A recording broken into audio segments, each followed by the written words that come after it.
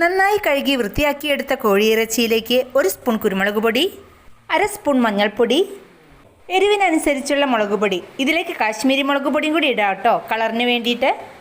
ആവശ്യത്തിന് ഉപ്പ്, പിന്നെ കുറച്ച് വെളിച്ചെണ്ണയും വിനാഗിരിയും കൂടി ഇട്ടിട്ട് നന്നായിട്ട് മിക്സ് ചെയ്തെടുക്കുക. അപ്പം നന്നായി മിക്സ് ചെയ്തിട്ടുണ്ട്. ഇനി വേണമെങ്കിൽ കുറച്ച് സമയം ഫ്രിഡ്ജിൽ വയ്ക്കാം, അല്ലെങ്കിൽ പുറത്ത് വെച്ചാലും മതി.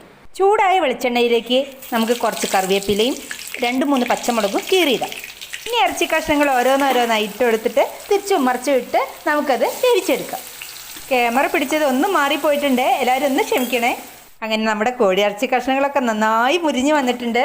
ഇനി നമുക്കത് കോരിയെടുക്കാം കേട്ടോ. ഇനി ഈ ഇറച്ചിയിലേക്ക് നമുക്ക് ടൊമാറ്റോവും ചില്ലിയും കൂടിയുള്ള സോസ് ഉണ്ടല്ലോ, രണ്ടും കൂടി മിക്സായി ആ സോസും കൂടി ഒഴിച്ചിട്ട് നന്നായി മിക്സ് ചെയ്താൽ നമുക്ക് നല്ല ടേസ്റ്റിയുള്ള കോഴിയിറച്ചി വറുത്തത് കഴിക്കാം കേട്ടോ. അപ്പോൾ എല്ലാവരും ഒന്ന് ട്രൈ ചെയ്ത് നോക്കണേ. അപ്പോൾ ബൈ, താങ്ക് യു.